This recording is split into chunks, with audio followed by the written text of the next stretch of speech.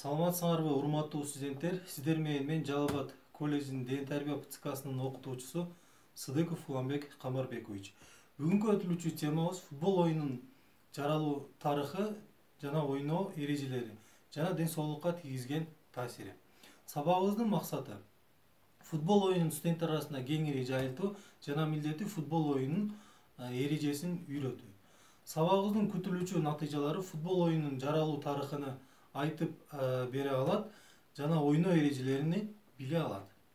Булардын бардыгын атайын даярдалган видео ролигибизден көрө аласыздар. Англия футболдун мекени деп айтылып келет. Байыркы Грецияда топ менен ойнолуучу эпискорос, финандо, гарпанон деп аталыштагы оюндардын түрлөрү болгон. Оюн тууралуу эң биринчи жолу 1314-жылы эскерилген. Бул дата футболдун жаралуу убактысы катары айтсак болот. Ошол убакта ар бир гол сайын командалар оюн талаасын алмашып турушкан.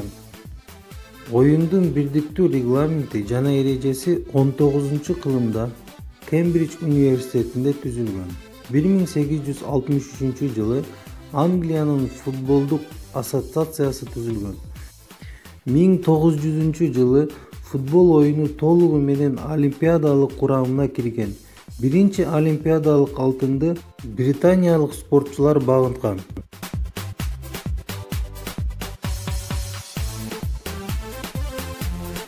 Футболдук чоң аянтчанын өлчөмү узундугу 90-120, эни 45-90 метр болгон.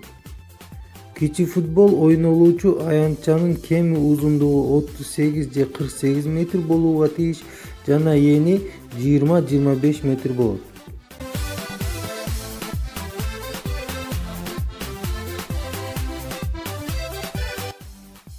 Футболдук беттеш дарбазачыны кошкондо 11 оюнчудан ашпаган 2 команданын катышуусунда өтөт. Команданын курамында оюнчулардын саны 7ге жетпесе беттеш болбойт. Оюндун жүрүшүндө ар бир беттеш калыстар тарабынан көзөмөлгө алынат. Оюн учурунда эрежелер бузуусу катталса, калыс аны айып кагазы менен жазалайт. Сары айып кагазы оюнчуга эскертүү берүү, ал эми кызыл кагазы оюнчуну оюн талаасынан чыгаруу белгиси болуп эсептелет.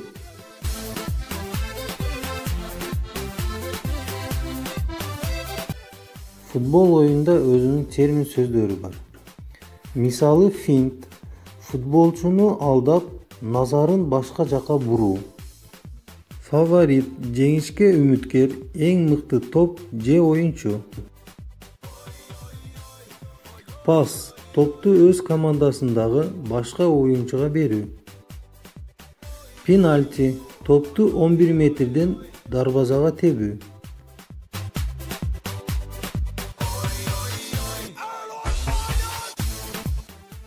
Футболдун ден соолукка пайдасы бүткүл денени өзгөчө буттун булчуңдарын өсүшүнө жардам берет. Жүрөк кан тамыр жана дем алуу системасын чыңдайт. Мындан сырткары адамды эрктүүлүккө, шамдагайлыкка, чыдамдуулукка тарбиялайт.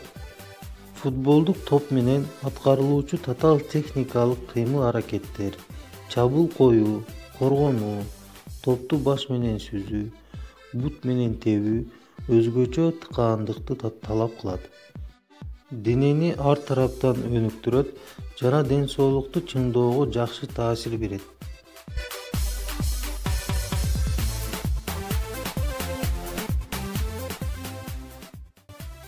Ушуну менен биздин видео сабагыбыз аяктады. Футбол боюнча аз да болсо да маалымат алып алдыңар деп ойлойм.